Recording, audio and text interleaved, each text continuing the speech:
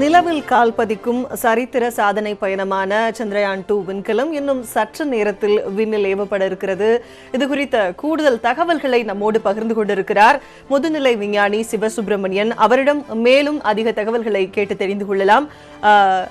2008ஆம் ஆண்டு Chandrayaan-1 விண்கலம் விண்ணில் ஏவப்பட்டது. அது விண்ணில் இறங்கி நிலைநிறுத்தப்படவில்லை, விண்ணின் சுற்றுவட்ட பாதையை மட்டுமே சுற்றி வந்தது. அதற்கு அடுத்தபடியாக கிட்டத்தட்ட ஒரு 11 ஆண்டுகளுக்கு அடுத்து தற்போது Chandrayaan-2 நாம் விண்ணுக்கு அனுப்புகிறோம். அதற்கும் இதற்குமான வேறுபாடு, அதில் செயல்பாடுகளில் இருக்கக்கூடிய வேறுபாடுகள் குறித்த கூடுதல் தகவல்களை தெரிஞ்சுக்கலாம்.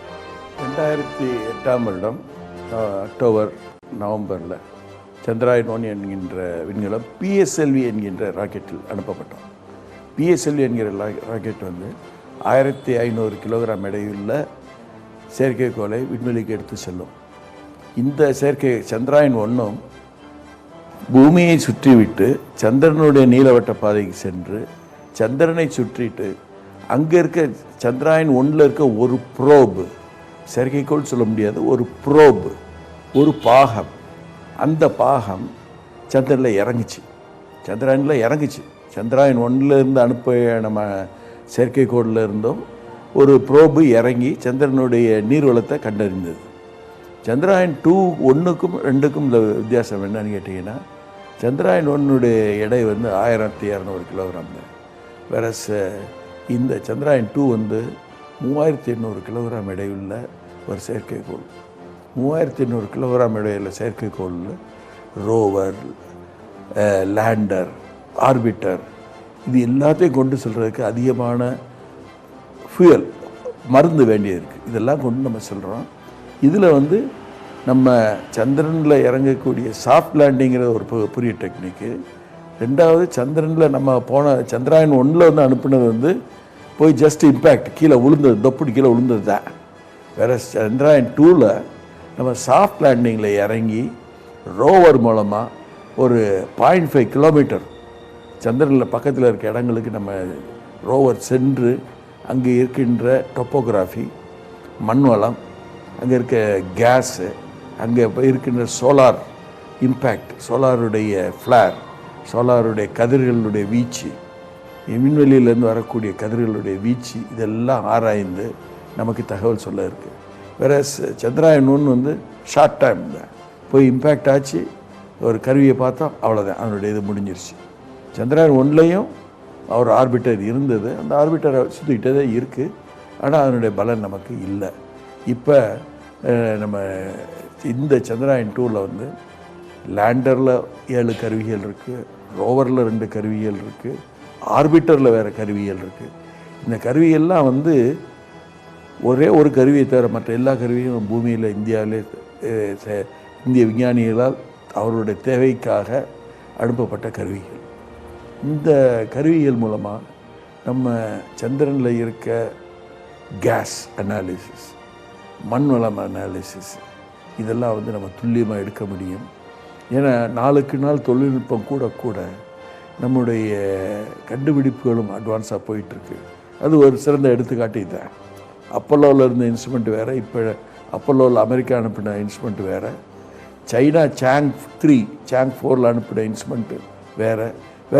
இப்போ நம்ம அனுப்புகிற இன்ஸ்ட்ருமெண்ட்டு தொழில்நுட்ப ரீதியில் கொஞ்சம் திறமை கூடினது. தொழில்நுட்ப ரீதினா நான் எலக்ட்ரானிக்ஸ்ன்னு சொல்கிறேன், மெட்டீரியல்ஸ்லையும் சொல்கிறேன். இதில் எல்லாம் தொழில்நுட்பம் கூட நமக்கு பல பயன்கள் நமக்கு கிடைக்குது. இந்த பயன்கள் மூலமாக இதை நான் முன்னாடியே சொன்னது போல் சந்திரனை ஒரு பேஸ் கேம்ப் மாதிரி வச்சுக்கிட்டு விண்வெளியில் மற்ற இடத்துக்கு செல்லக்கூடிய நம்ம பிரயாணத்தை செய்யக்கூடிய வாய்ப்பு இருக்குது. ஏன்னா சந்திரனில் ஒரு பேஸ் கேம்ப் மாதிரி வச்சு அங்கே இருக்க ஹீலியத்தை மூலமாக அங்கேருந்து ஃபியூயலை நிரப்பிக்கிட்டு அங்கேருந்து செவ்வாய் கிரகத்துக்கோ வேறு கிரகங்களுக்கு சென்று ஆராய்ச்சி பண்ணுறதுக்கு உண்டான வாய்ப்புகள் ரொம்ப நல்லா இருக்குதுங்கிற என்னுடைய கருத்து. இது நம்ம 2008 2009 இருந்தது ஒரு சின்ன ஃபஸ்ட்டு செயற்கைக்கோளை நம்ம அனுப்பி சந்திரனில் போய் ட்ராப் பண்ணிட்டோம் அப்படி தான் சொல்லலாம், ட்ராப் பண்ணிட்டோம். வேறு இப்போ நம்ம சாஃப்ட் லேண்ட் பண்ணி அங்கே எக்ஸ்பெரிமெண்ட் பண்ண போகிறோம். அந்த சிறப்புத்தன்மை இந்த Chandrayaan-2 இருக்குது. இது ஒரு லூனார் டே, அதாவது 14 நாட்களுக்கு தான் இது அந்த சூரிய வெளிச்சம் படுறதுனால செயல்படும். அதுக்கு பிறகு அதனுடைய எலக்ட்ரிக் பவர் கிடைக்காது. ஏன்னா சந்திரனை வந்து திரும்பிடும். சந்திரனுடைய டில்ட்டு கிடைக்காது, சூரிய ஒளி படாது. அதனால் ரொம்ப அது செயல்பாடு கொஞ்சம் குறைவாக இருக்கும். இருந்தாலும் தொழில்நுட்ப ரீதியில் சாஃப்ட் லேண்டிங், அங்கே எக்ஸ்பெரிமெண்டேஷன், மேலும் நம்ம அங்கே மூவ் பண்ண வைக்கிறது, அந்த ரோவர் மூவ் பண்ணணும் இல்லை, சந்திரனுடைய என்வாயர்மெண்ட்டில் அந்த லோ டெம்பரேச்சரில் அந்த சந்திரனுடைய சாயிலில் 14 நாள் ஒர்க் பண்ணுறதுக்கு உண்டான திறமையும் நம்ம பூமியில் செஞ்சு பார்த்துருக்கோம். நம்ம அதெல்லாம் சிமுலேட் பண்ணி பார்த்ததுனால தான் கொஞ்சம் டிலே ஆச்சு. ஆனால் இது வந்து இந்திய விஞ்ஞானிகள் மிகவும் கான்ஃபிடெண்ட்டாக இருக்காங்க. நம்ம வெற்றி காணலாம். வெற்றி கண்டு நம்ம இந்தியாவும் 4 நாடுகளில் ஒரு நாடாக முன்னேற முடியுங்கிறது அவங்க எல்லாருக்கும் கான்ஃபிடெண்ட்டாக இருக்கேன்னாங்க. அதுக்கேற்றபடி GSLV Mark 3 ராக்கெட்டு அது உந்தி தள்ளி 16 நிமிஷம் கழித்து பூமியை விட்டு ஒரு நீலவட்ட பாதையில் 10.6 km/s வேகத்தில் வெலாசிட்டியில் தள்ளி விடணும். அந்த தள்ளி விடக்கூடிய திறமையில் PSLV தயாராக இருக்கிறது. இன்னும் ஒரு சில வினாடிகளில். திரு சிவசுப்ரமணியம், இது குறித்த கூடுதல் விவரங்களை நாம் தொடர்ந்து பேசலாம். அதற்கு முன்பாக சதீஷ் தவான் ஏவுதளத்திலிருந்து எமது சிறப்பு செய்தியாளர் ஹசீப் இணைப்பில் இருக்கிறார். ஹசீப், இன்னும் சற்று நேரமே இருக்கிறது, அங்க இருக்கக்கூடிய கள நிலவரம்.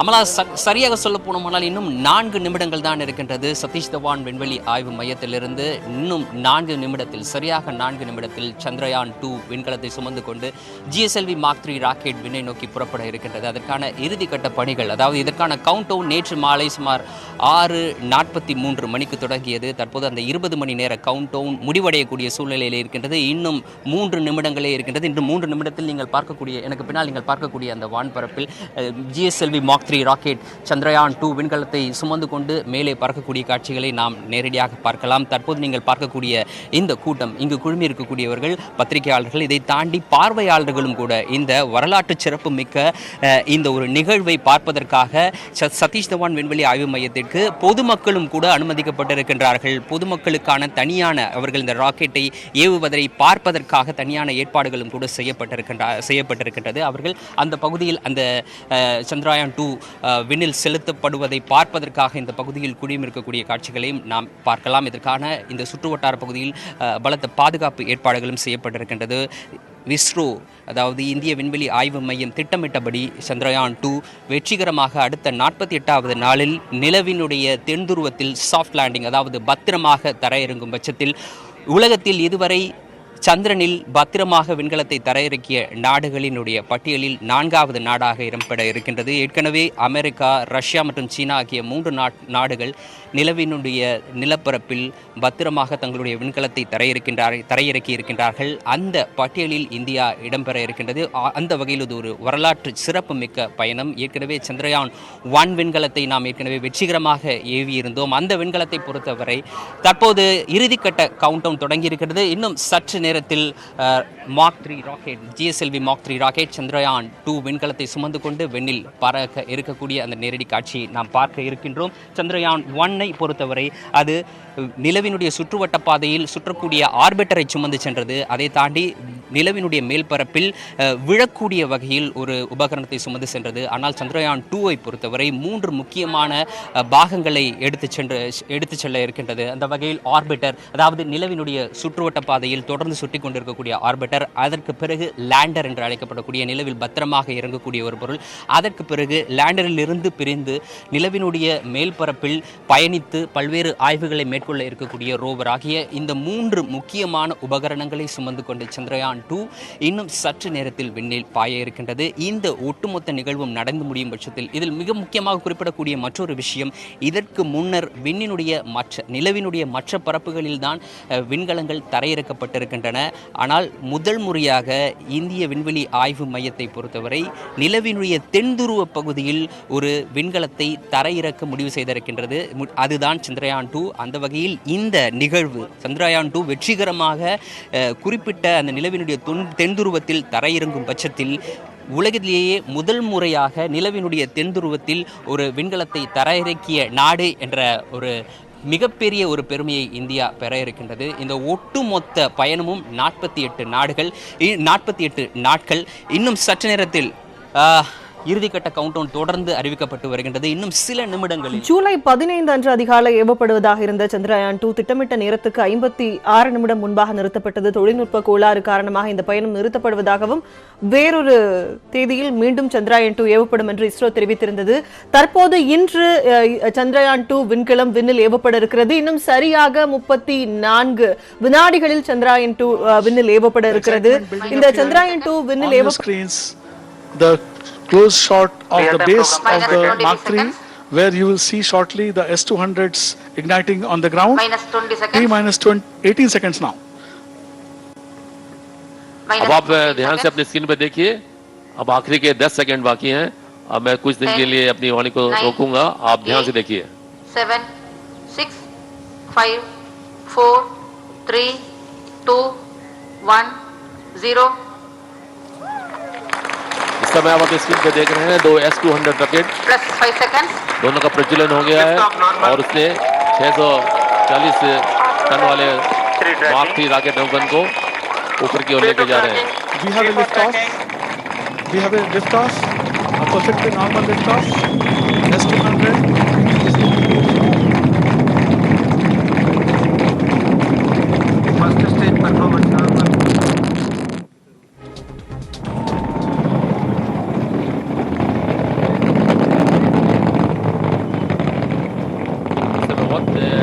काफी थिक क्लाउड से वो चीरता हुआ हमारा रॉकेट बढ़ता जा रहा है और जो हम अपने पैरामीटर्स में देख रहे हैं सारे पैरामीटर्स जैसे कि घोषित किए गए थे उसी के पर चल रहा है रॉकेट। अभी हम लोग कोशिश करेंगे कि IR का इंफ्रारेड कैमरे का व्यू भी हमारे सामने आए तो मैं आपको थोड़ा इसके बारे में भी बताऊंगा। जैसा कि अभी घोषणा की गई है सारे पैरामीटर्स सामान्य हैं। The S-200s performing normally, and on your screens on the red is the planned trajectory and the blinking dots are the current position of the vehicle. We are about 1 minute 22 seconds into the launch. The S-200 develop a total thrust of nearly 6,000 kilonewtons and they are loaded with 205 tons of propellant each. On your screens, Dr. Shivan, Chairman ISRO, flanked by Shri Somnath, Director VSSC. And now we are slowly and steadily reaching a phase where the L110 ignition will happen. L110 engine started. अभी announce किया गया कि L110 जो कि हमारा दूसरा मुख्य rocket है उसका इग्निशन हो गया है, उसके दोनों इंजन प्रज्वलित हो गए हैं और इसके प्रज्वलन होने से हमको करीब L110 performance normal. अभी घोषणा की गई है रेंज ऑप्शन डायरेक्टर द्वारा कि इसकी गति और वेलोसिटी बने हुए सामान्य आ रही हैं। अब ये rocket S-200 separated performance normal. 131 second पर प्रज्वलित किया गया था और ये लगभग 195 सेकंड तक After प्रणों देता जाएगा। 10 seconds after the S-200 separation, the vehicle is now under closed loop guidance. The L110 performance is normal. The L110 is a twin engine powered high thrust version stage with a specific impulse of 293 seconds. अभी आपके screen पे दिखा रहे हैं कि दोनों S-200 rocket मुख्य rocket से कैसे अलग हुए हैं, उसका एक विहंगम दृश्य आपके सामने आ रहा है। The onboard cameras capturing the S-200 separation.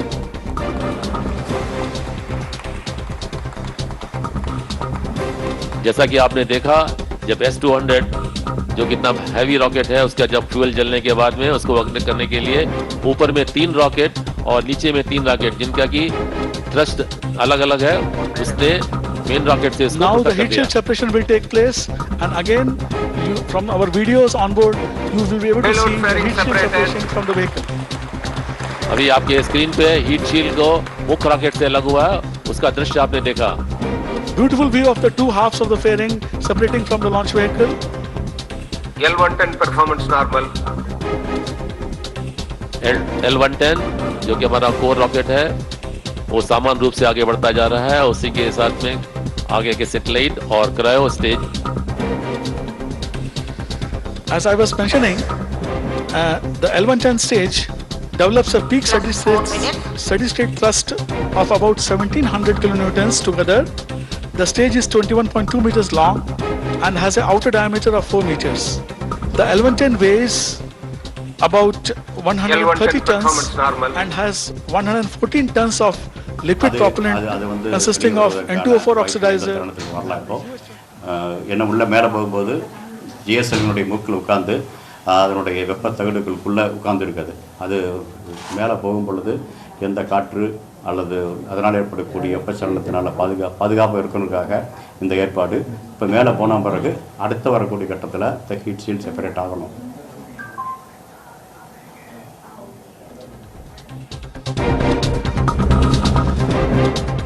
L110 was ignited at 110 seconds from the liftoff time, and it will be shut off by the guidance reaching the predefined targets for the L110 stage. Plus 5 minutes. We are launch plus 5 minutes and 5 seconds, and shortly the L110 will be shut off. பார்க்க போகிறீங்க. இப்போ heat shield separation இப்போ எவ்வளோ கூடிய சீக்கிரம் நடக்க வேண்டியிருக்கு. இப்போ செப்பரேஷன்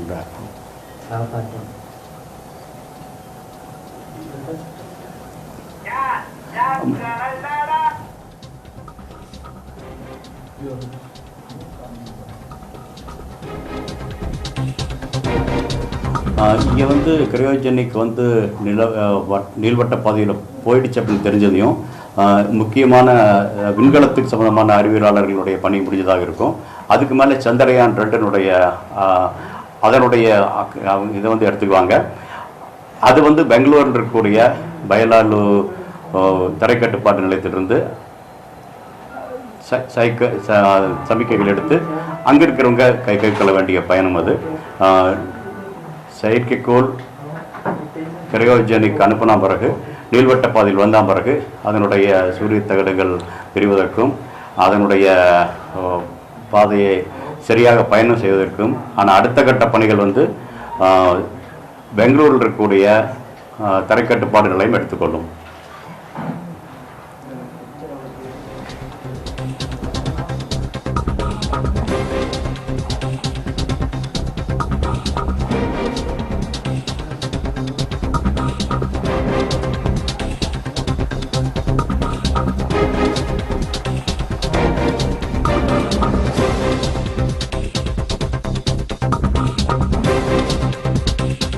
அதாவது இந்தியாவுக்கு அவங்க சந்திரயான் 1 சரி சந்திரயான் 2 நம்ம எடுத்து கொடுத்த முறை, அதாவது நிலவுக்கு போகும் பொழுது மற்ற நாடுகள் மாதிரி ஒரே வழியாக போகாமல் பூமியை சுற்றிய பல வட்டப்பாதைகளும் அப்புறம் நிலவுக்கு போன பிறகு சில வட்டப்பாதைகள் எடுத்துகிட்டு அப்புறம் நமக்கு வேண்டிய இலக்கை அடைவது.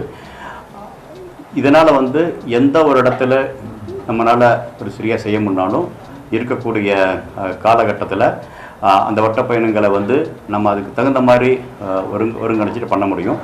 ஏன்னா நிலவு பூமியை சுற்றி பயணிக்கக்கூடிய ஒரு வட்டப்பாதை வந்து ஒரு 5 டிகிரி இன்க்ளினேஷன் அப்படி போயிட்டுருக்கு. அது வந்து ஒவ்வொரு 14 நாளைக்கு ஒரு முறை நிலவை அடைவதற்கான ஒரு சந்தர்ப்பத்தை கொடுக்குது. ஆனால் அதற்கான பயணத்தை எடுக்கும் பொழுது அந்த பயண பாதையில் வந்து 180 டிகிரி மாற்றணும். அதாவது 15ஆம் தேதி அன்றைக்கி ஆரம்பிச்சிருந்தோம்னா நம்முடைய பயணம் அதிகாலை 2:51 ஆரம்பிச்சிருக்கோம். ஆனால் இப்போ வந்து 14 நாள் கழித்து இன்னொரு சந்தர்ப்பத்தில் நிலவை அடைய போகிறோம். அதனால் பிற்பகல் 2:41 நம்முடைய பயணம் ஆரம்பிக்குது. ஆனால் பயண பாதை வந்து ஒரே மாதிரி இருந்தாலும் திசை வேற மாதிரி போயிட்டு இருக்கு. இஸ்ரோ சொன்னது போல 100 கோடி கனவுகளை சுமந்து கொண்டு Chandrayaan-2 விண்கலம் விண்ணில் வெற்றிகரமாக ஏவப்பட்டு விட்டது. இது குறித்த கூடுதல் விவரங்களை தகவல்களை முதுநிலை விஞ்ஞானி சிவசுப்பிரமணியனிடம் கூடுதலாக கேட்கலாம். தற்போது Chandrayaan-2 விண்ணில் ஏவப்பட்டு விட்டது. எவ்வளவு கிலோமீட்டர் கடந்து இது தன்னுடைய இலக்கை அடையும், அதற்கு எவ்வளவு காலமாகும், அது போன்ற தகவல்கள்.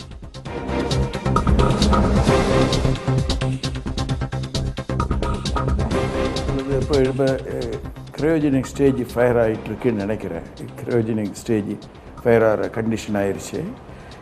கிரையோஜெனிக் ஸ்டேஜ் ஃபயர் ஆன, அதாவது C-25 ஃபயர் ஆன உடனே அது முடிஞ்ச 16வது நிமிஷத்தில் சந்திராயன் செயற்கைக்கோள் அதனுடைய வட்டப்பாதையில் தள்ளிவிட வாய்ப்பு இருக்கிறது. அப்போ அதாவது ஒவ்வொரு ஸ்டேஜ் ஃபயர் ஆக அதனுடைய ஸ்பீடு கூடிக்கிட்டே போகுது. ஃபஸ்ட் ஸ்டேஜ் ஃபயர் ஆகிற சமயத்தில் 3 km/s இருக்கும்.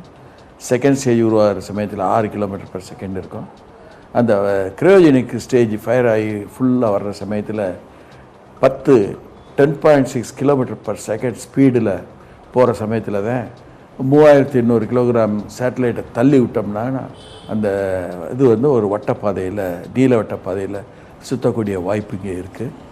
இப்பொழுது இது என்னுடைய டிஸ்டன்ஸு 3,83,000 கிலோமீட்டர் தொலைவில் இருக்க சந்திரனுக்கு இது போகிறதுக்கு வந்து முதல்ல பூமியை சுற்றி ஒரு 5 முறை நீலவட்ட பாதையில் சுற்றும். அதுக்கே 22 நாள் ஆயிரும். அந்த 22 நாளில் வந்து பூமி சந்திரனுடைய நீல வர்ற பாதையும் ஆர்பிட்டும் இந்த சேட்டலைட்டுடைய ஆர்பிட்டையும் கணக்கு பார்த்து அந்த லூனார் இன்சர்ஷன் ஆர்பிட்டு 22ஆம் நாள் அது இன்சர்ட் பண்ணுவாங்க. இன்சர்ட் பண்ணாங்கன்னா அது வந்து நேர சந்திரனுடைய புவியீர்ப்பு சக்தியில் இதாகிரும். அதாவது இப்பொழுது நடைபெறுகின்ற நிலவை பார்த்தோம்னா கண்ட்ரோல் எல்லாம் ஷட்டில்லாம் முடிஞ்சிருச்சு. கிரையோஜெனிக் இன்ஜின் ஸ்டார்ட் ஆகி அது ஃபயர் ஆகிட்டுருக்கு. அதனுடைய ஸ்பீடில் போயிட்டுருக்கு, அதனுடைய இதில் போயிட்டுருக்கு. 16வது நிமிஷத்தில் தான் இது வந்து அதனுடைய நம்ம எதிர்பார்க்குற சந்திராயன் வந்து இதனுடைய இதில் இன்ஜெக்ட் பண்ணிட்டாங்கன்னு சொல்ல முடியும். இது கிரையோஜெனிக் இன்ஜின் வந்து ஒரு காம்ப்ளெக்ஸ் டெக்னாலஜி. நம்ம GSLV Mark 2லேயே ரஷ்யாவிலேருந்து வாங்கின டெக்னாலஜி நம்ம இது யூஸ் பண்ணோம். இப்போ நம்மளே சுயமாக தயாரித்த இந்த C-25 ராக்கெட் வந்து இப்போ போயிருக்கு. இந்த ராக்கெட்டும் நம்முடைய இந்தியாவினுடைய தொழில்நுட்ப திறமையினால் தயாரிக்கப்பட்டது. இதுவும் 22 டன் எடையுள்ள ப்ரொப்பல்லண்ட் எடுத்துகிட்டு போகுது.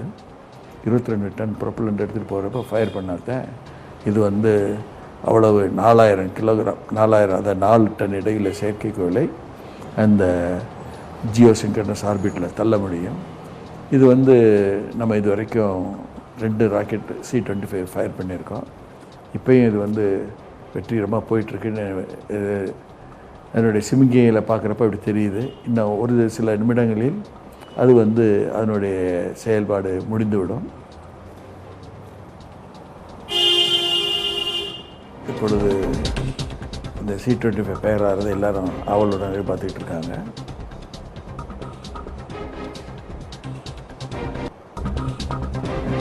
Chandrayaan-2 விண்கலம் விண்ணில் ஏவப்பட்டு விட்டது. இது குறித்த பல்வேறு தகவல்களை சிவசுப்பிரமணியன் முதுநிலை விஞ்ஞானி நம்மோடு பகிர்ந்து கொண்டிருக்கிறார். மேலும் பல தகவல்களை அவரிடம் கேட்டு பெறலாம் ஒரு சிறிய இடைவேளைக்கு பிறகு. சரித்திர சாதனையாக கருதப்பட்ட Chandrayaan-2 விண்கலம் வெற்றிகரமாக விண்ணில் ஏவப்பட்டு விட்டது. இது குறித்த பல்வேறு தகவல்களை நம்மோடு பகிர்ந்து கொண்டிருக்கிறார் முதுநிலை விஞ்ஞானி சிவசுப்பிரமணியன். அவரிடம் மேலும் பல கேள்விகளை கேட்கலாம். இந்தியாவிற்கு தற்போது Chandrayaan-2 ஏன் தேவை?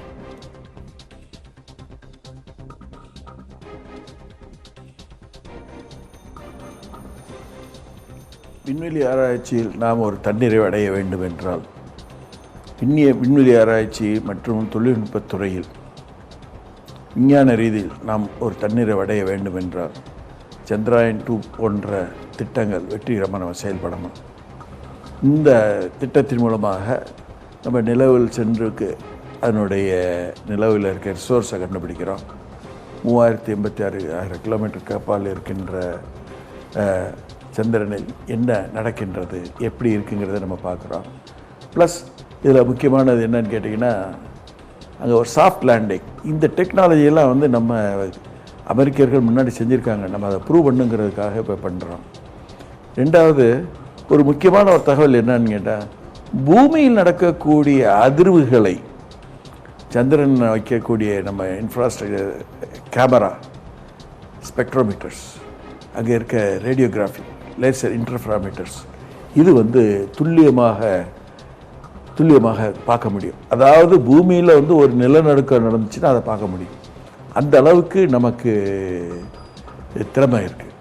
பூமியில் ஒரு சைக்ளோன் இருந்தாலோ அல்லது ஒரு நிலநடுக்கம் வந்தால் ஒரு சுனாமி இருந்தாலோ இதெல்லாம் வந்து நம்ம துல்லியமாக பார்க்கக்கூடிய திறமை நமக்கு அடையும். மூணாவது, நம்ம வந்து ஒரு வல்லரசு ஆயிட்டோன்னு தெரிஞ்சாவே மற்ற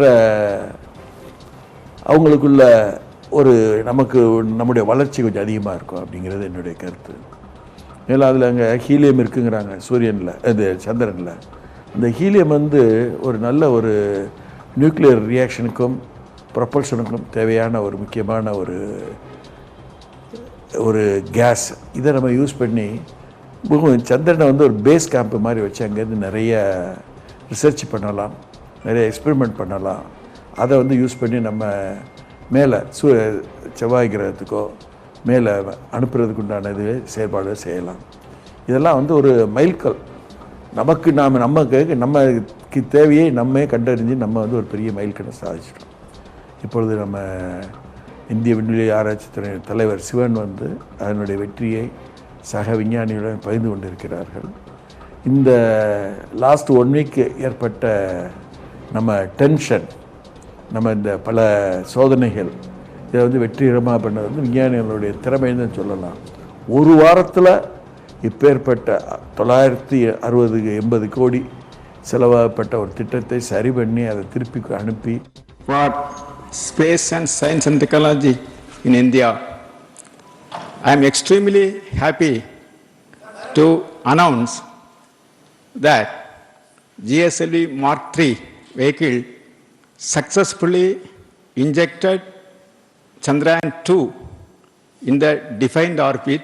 In fact, the orbit is 6,000 kilometers more than what our internet is better.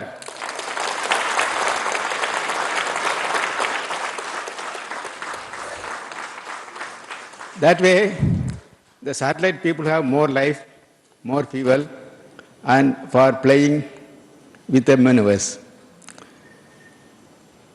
Actually, it is the beginning of a historical journey of India towards moon and to land at a place near South Pole to carry out scientific experiments to explore unexplored. In fact, after that a serious technical snag we had and we fixed that technical snag, now ISRO bounced back with flying colors.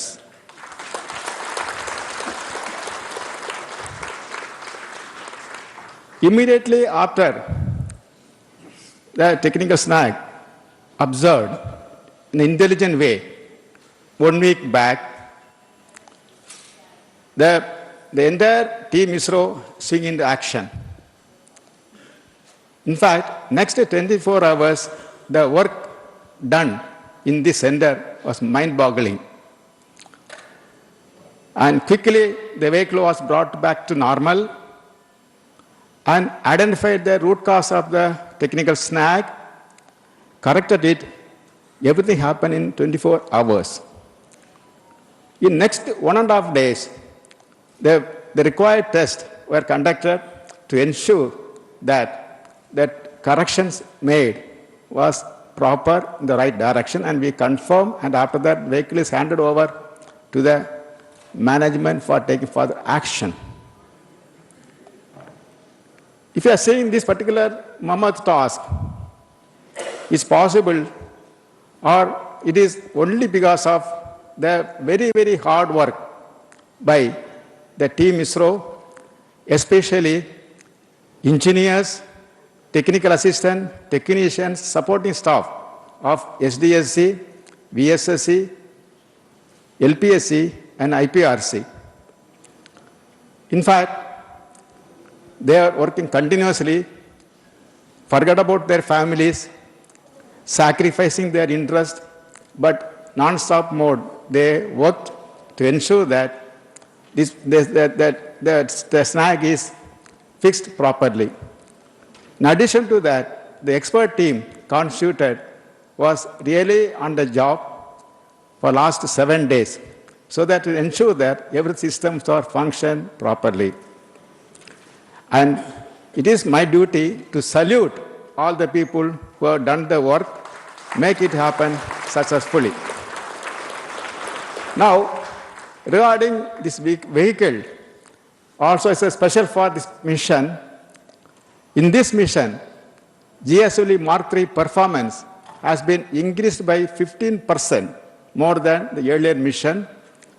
Thereby, now the Mark III is approached 4-ton capability to GTO as we designed. My compliments and congratulations to the launch vehicle team for really doing excellent work to enhance the performance capability of the vehicle.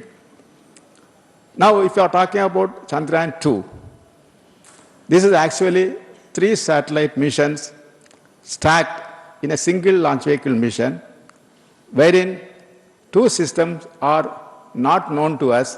First time we have developed, that is lander Vikram and rover Pragyan. Let me tell one more thing.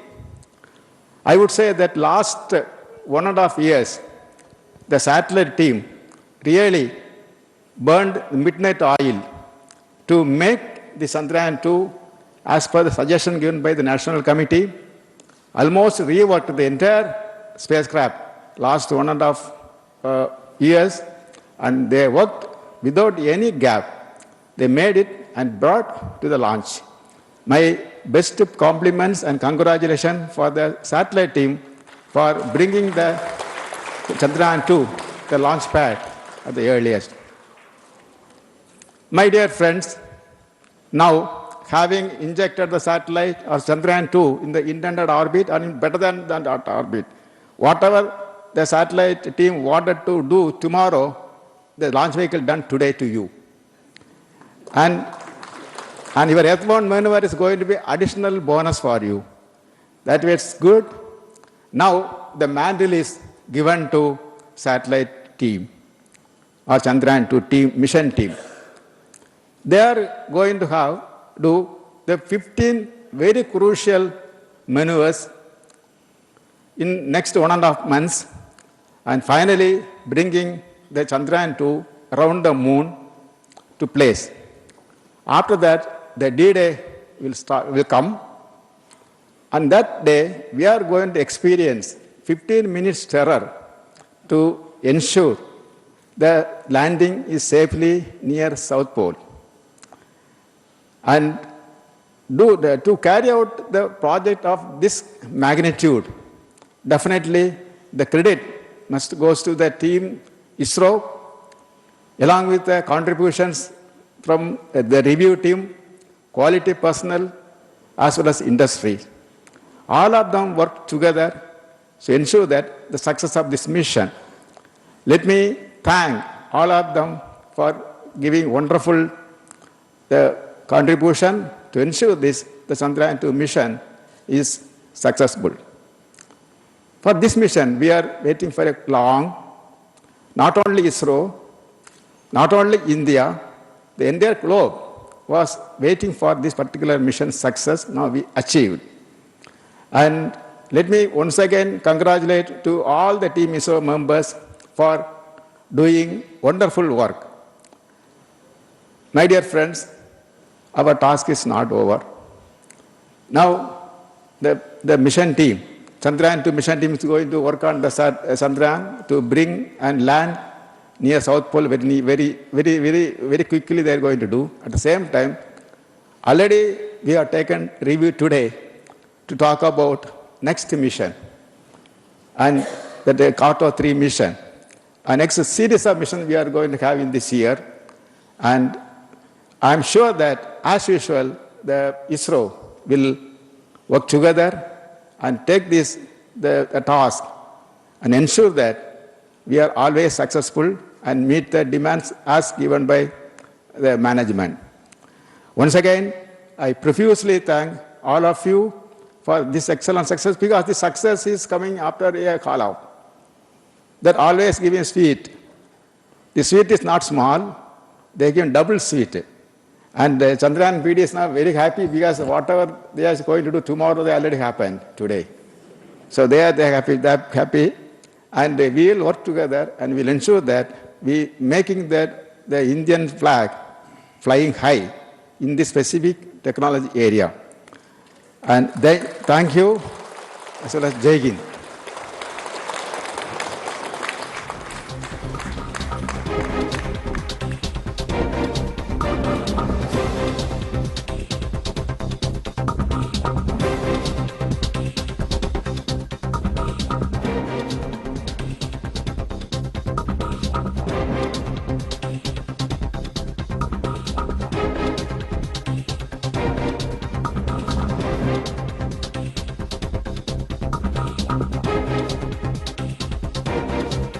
Chandrayaan-2 விண்ணில் ஏவப்பட்டதை எடுத்து பேசிய இஸ்ரோ தலைவர் சிவன், பல்வேறு இக்கட்டான சூழ்நிலைகளுக்கு மத்தியில் விஞ்ஞானிகள் சிறப்பாக பணியாற்றினார்கள். தங்களது குடும்பத்தையும் மறந்து இந்த கடந்த 15ஆம் தேதி ஏற்பட்ட கோளாறை சரி செய்வதற்காக தொடர்ச்சியாக விஞ்ஞானிகள் தங்களது உழைப்பை கொட்டினார்கள். அவர்களுக்கு நன்றி என்று தெரிவித்தார். இது குறித்த கூடுதல் தகவல்களை, கூடுதல் விவரங்களை முதுநிலை விஞ்ஞானி சிவசுப்பிரமணியத்திடம் கேட்கலாம். திரு சிவசுப்பிரமணியம், இந்த 1.5 மாதங்களில் 15 கட்டங்களை Chandrayaan-2 கடக்க இருக்கிறது. முக்கியமாக 15 கட்டங்களை கடக்க வேண்டும் என்று சிவன் தெரிவித்திருக்கிறார். அது என்ன அந்த 15 கட்டங்கள்? 1.5 மாதங்களில் இந்த Chandrayaan-2 உடைய செயல்பாடு எது போன்று இருக்கும்? அது குறித்த விரிவான தகவல்களை பகிர்ந்துக்கலாம்.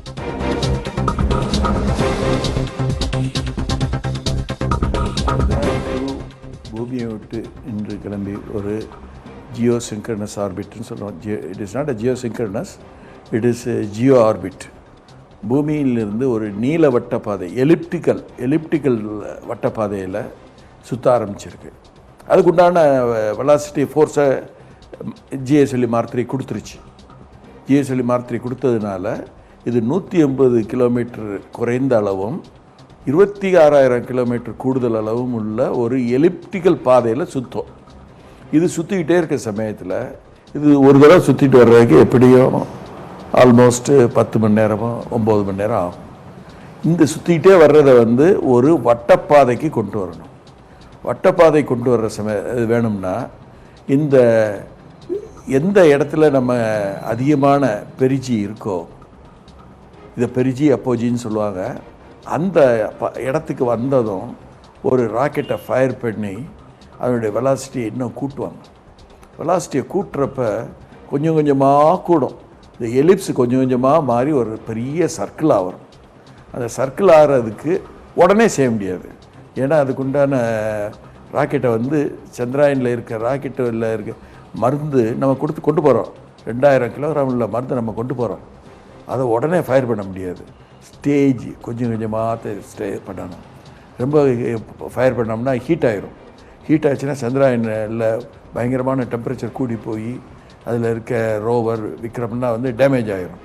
அதனால் முதல் கட்டமாக கொஞ்சம் இது பண்ணி இந்த 180லேருந்து 26,000ங்கிறத 180லேருந்து 36,000 ஆக்குவாங்க. அடுத்த கட்டம் 36,000 66,000 ஆக்குவாங்க.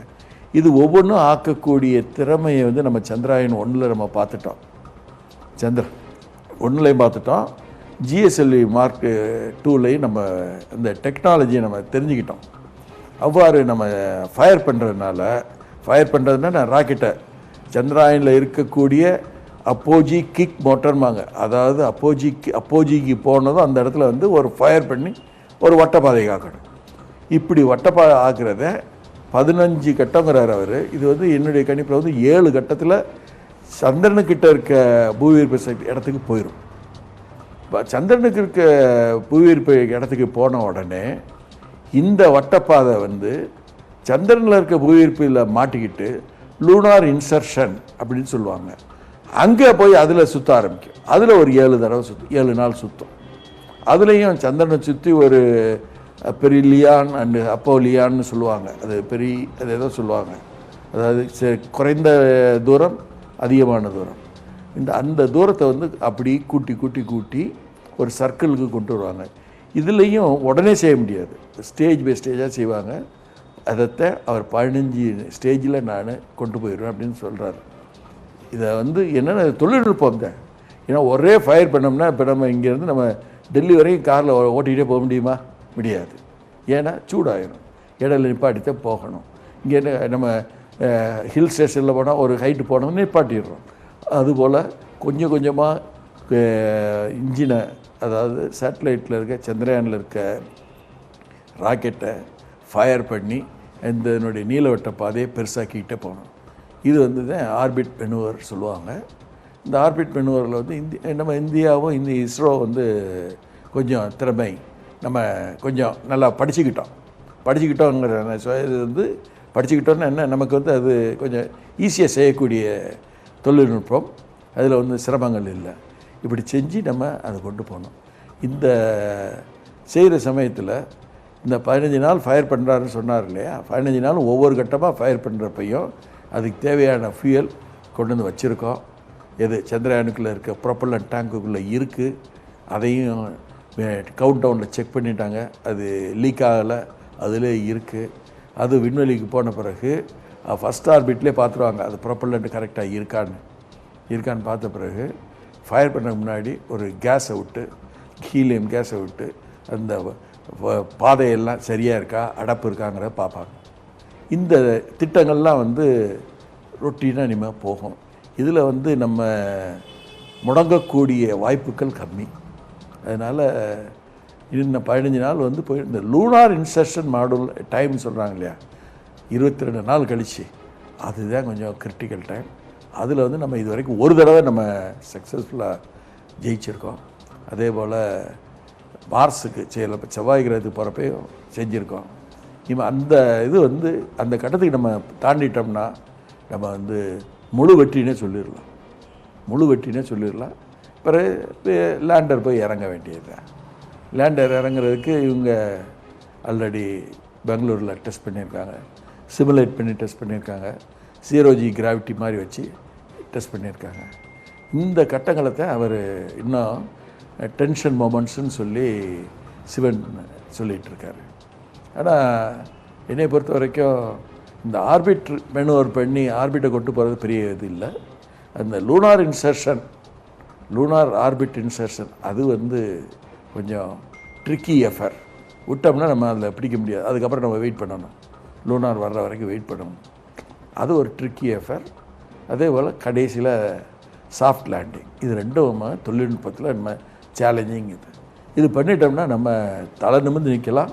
நம்ம இந்தியா ஷுவராக நம்ம வல்லரசுகள், விண்வெளி ஆராய்ச்சி நம்ம வல்லரசுன்னு தலை நிமிர்ந்து சொல்லலாம். முதுநிலை விஞ்ஞானி சிவசுப்ரமணியன் பல்வேறு தகவல்களை நம்மிடம் கூறினார். அடுத்ததாக அவரிடம் தொடர்ந்து பேசலாம். அதற்கு முன்பாக ஸ்ரீஹரிகோட்டா ஏவுதளத்திலிருந்து, சதீஷ் தவான் ஏவுதளத்திலிருந்து சிறப்பு செய்தியாளர் ஹசீப் இணைந்திருக்கிறார். அவரிடம் கேட்கலாம். ஹசீப், வெற்றிகரமாக Chandrayaan-2 விண்ணில் ஏவப்பட்டு விட்டது. விஞ்ஞானிகள் ஒருவருக்கொருவர் ஆறு தழுவி பாராட்டுகளை தெரிவித்துக் கொண்டனர். தற்போது அங்கு இருக்கக்கூடிய கள நிலவரம் என்ன? கூடுதல் விவரங்கள். அமலா, சிவன் அவர்கள் பேசிய அந்த காட்சிகளை பார்த்தோம். அவர் முக்கியமான ஒரு விஷயத்தை குறிப்பிட்டார். அதாவது இது ஒரு மிக முக்கியமான முதற்கட்ட வெற்றி. அடுத்தடுத்த பல படிநிலைகள் இருக்கின்றன, அவற்றை கடக்க வேண்டியது இருக்கின்றது. ஆனால் இந்த முதல் வெற்றியில் எதிர்பார்க்காத மற்றொரு வெற்றி கிட்டி இருக்கின்றது. ஏனென்றால் இப்போது இந்த Chandrayaan-2 விண்கலம் புவியில் இருக்கக்கூடிய ஒரு தற்காலிக சுற்றுவட்ட பாதையில் நிலைநிறுத்தப்பட்டிருக்கின்றது. அதுதான் எதிர்பார்க்கப்பட்ட ஒரு விஷயம். ஆனால் எதிர்பார்க்கப்பட்டதை விட அதிக உயரத்தில் தற்போது அது நிலைநிறுத்தப்பட்டிருக்கிறது. Chandrayaan-2 அடைய இருந்தது. ஆனால் இன்றைய தினமே உயரத்திற்கு, அந்த குறிப்பிட்ட ஒரு சுற்றுவட்ட பாதைக்கு கொண்டு போய் நிலைநிறுத்தப்பட்டிருக்கின்றது. அது ஒரு மிகப்பெரிய வெற்றியாக சிவன் அவர்கள் தெரிவித்த அந்த கருத்தை பார்த்தோம்.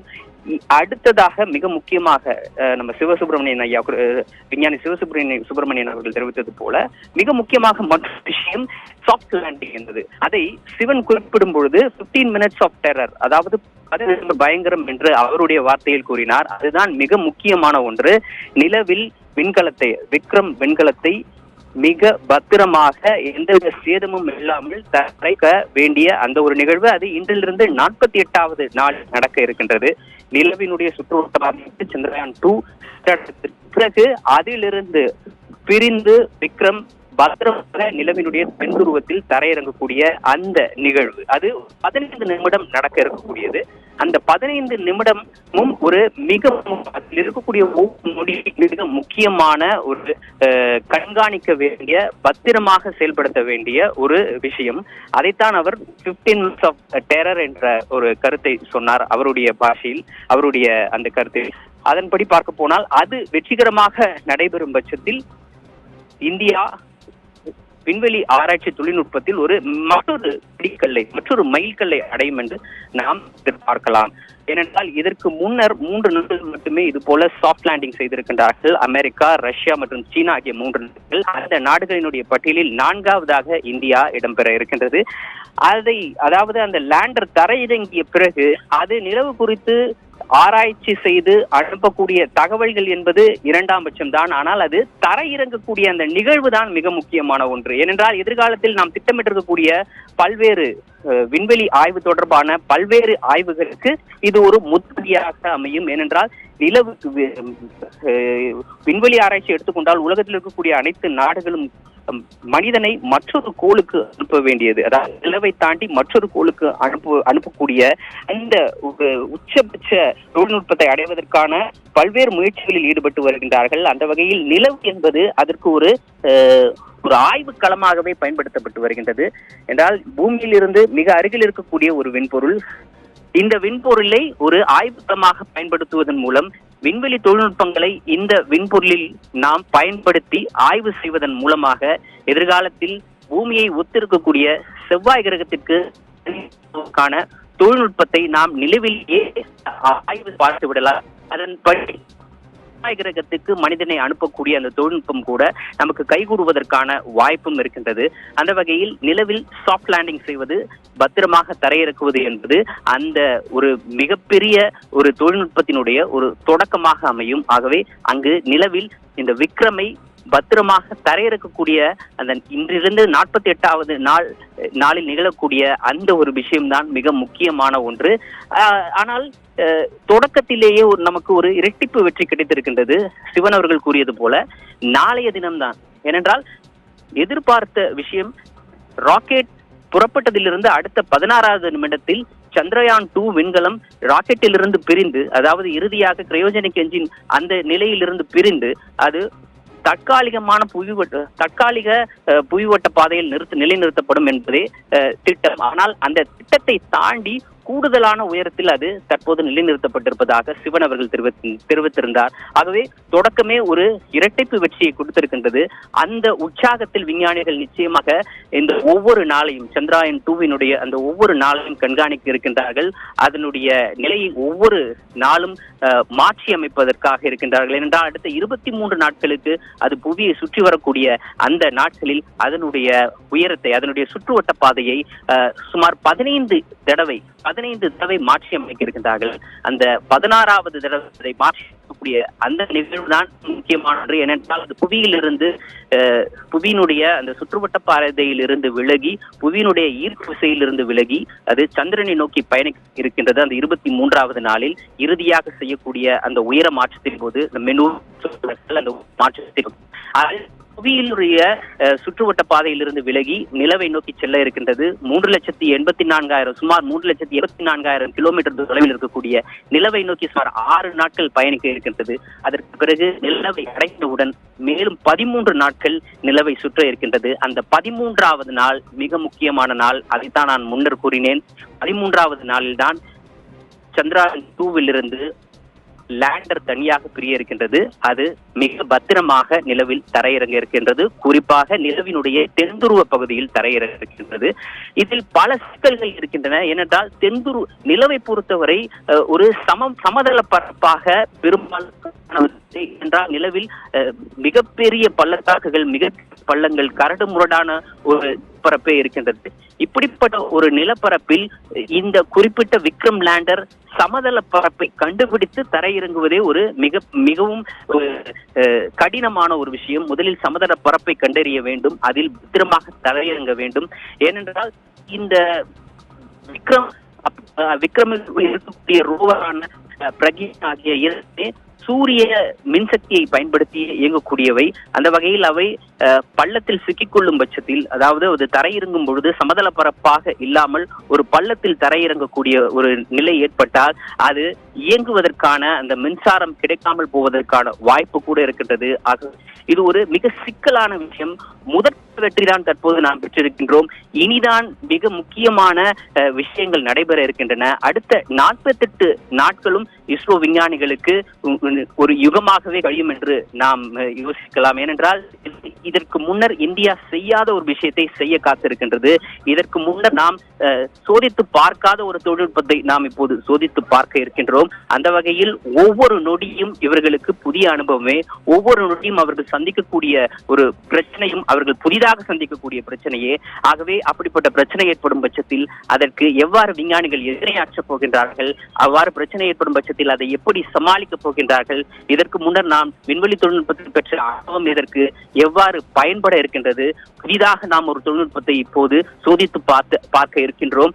அடுத்தடுத்து இந்தியாவினுடைய விண்வெளி ஆய்வுகள் அடுத்தடுத்த கட்டத்தை நகர்வதற்கு இந்த தொழில்நுட்பம் எந்த அளவுக்கு உதவிகரமாக இருக்க போகின்றது, அதை எப்படி இவர்கள் சாத்தியப்படுத்த போகின்றார்கள் என்பதே மிக முக்கியமான விஷயம். சிவன் அவர்கள் பேசும்பொழுது இதைத்தான் குறிப்பிட்டு பேசினார். தற்போது ஒரு இரட்டைப்பு வெற்றி கிடைத்திருக்கின்றது. இந்த வெற்றியை கொண்டு அடுத்தடுத்த வெற்றியை நோக்கி நாம் நகர வேண்டும் என்ற ஒரு மிக முக்கியமான விஷயத்தை அவர் குறிப்பிட்டு பேசினார். ஆகவே அந்த 15 நிமிடம் என்பது இன்றிலிருந்து 48வது நாள், ஒரு ஏறக்குறைய செப்டம்பர் மாதம் 10ஆம் தேதி அன்று இது நிகழும் என்று எதிர்பார்க்கப்படுகின்றது. புவிவட்ட பாதையில் சந்திராயன்-2 செலுத்தப்பட்டு விட்டது. இது குறித்த பல்வேறு தகவல்களை முதுநிலை விஞ்ஞானி சிவசுப்பிரமணியன் மற்றும் சிறப்பு செய்தியாளர் ஹசீப் வழங்க கேட்டோம். இருவருக்கும் நன்றி.